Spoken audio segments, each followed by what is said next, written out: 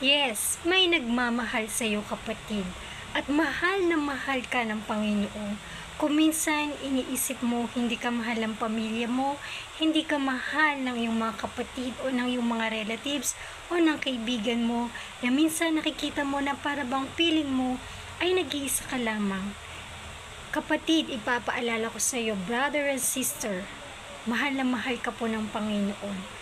Mahal ikaw ng Diyos, mahal ako ng Panginoon, at mahal po tayo ng Panginoon. At yan po ay patuloy na pinatunayan ng Diyos Ama.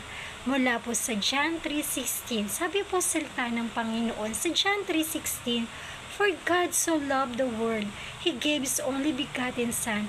Whoever believes Him shall not be perished, but have everlasting life."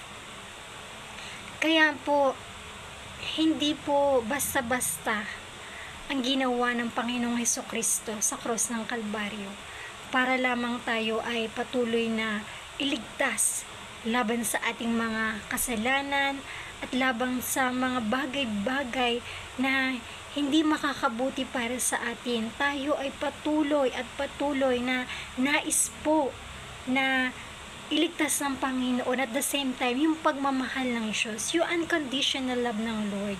Kung hindi mo yan nakikita, subukan mong ipikit ang iyong mga mata at mag-pray ka at magsiking ka sa Panginoon at sa iyong pagsiking sa Lord, kasi alam mo kapatid, sa puso po tumitingin ang Panginoon.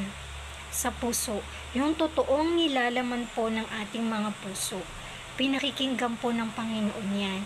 Kaya ang pinakasikreto lamang kapatid ay patuloy na lumapit ka sa Panginoon at sabihin mo sa Diyos ang iyong nararamdaman, na kung minsan ay feeling mo you are alone, sabihin mo sa Panginoon at makikita mo ang sinasabi ko sa iyo. Ipaparamdam ng Diyos ang kanyang pagmamahal, ang kadakilaan niya. Sige, tayo ay manalangin at ikaw ay aking ipapanalangin sa mga oras na to. Panginoon, maraming salamat po o Diyos sa mga kapatid, Panginoon, na nanonood ng video ito o God.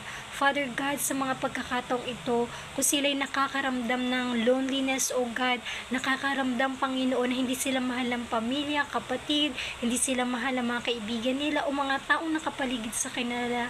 Father God, I pray and I declare na ang puso nila ay baguhin mo o Diyos. Baguhin mo ang maging ang kanilang kaisipan. At sa mga oras sa ito, Panginoon, iparamdam mo o Diyos ang dakilang pagmamahal mo, ang unconditional love, Lord, na ibinibigay mo, Panginoon. Ipakita mo, Lord, na ikaw ay buhay at totoo at nagmamalasakit, Panginoon, sa aming mga buhay, Panginoon. At salamat po o Diyos, ang taong nanonood ng video ito, Panginoon, nagdideklara ako o Diyos na mababago o God ang kanyang puso o God, mababago ang kanyang kaisipan, maging ang kanyang pananaw, sapagkat Lord, ikaw ay kikilos. Ako'y naniniwala na may kapangyarihan ang iyong salita, may kapangyarihan ang bawat panalangin na nagmumula kay Holy Spirit, at nagdideklara ako o Diyos ng biyaya at pagpapalang pinansyal, pagpapalang spiritual at kalakasang physical, spiritual, emotional o God. And Lord, I declare the spirit of peace and the spirit of love of Jesus ay maramdaman, Panginoon, ng nanonood o God sa mga oras ito. Salamat po, Panginoon, sa iyong dakilang pagmamahal o God. Purihin ka at dakilain o God. In Jesus' name we pray. Amen. Kaya purihin po natin ang Panginoon sa lahat ng oras at pagkakataon. At kung kayo na-bless po sa aking channel, nawa po ako po ay patuloy nyo i-subscribe. Thank you and God bless everyone.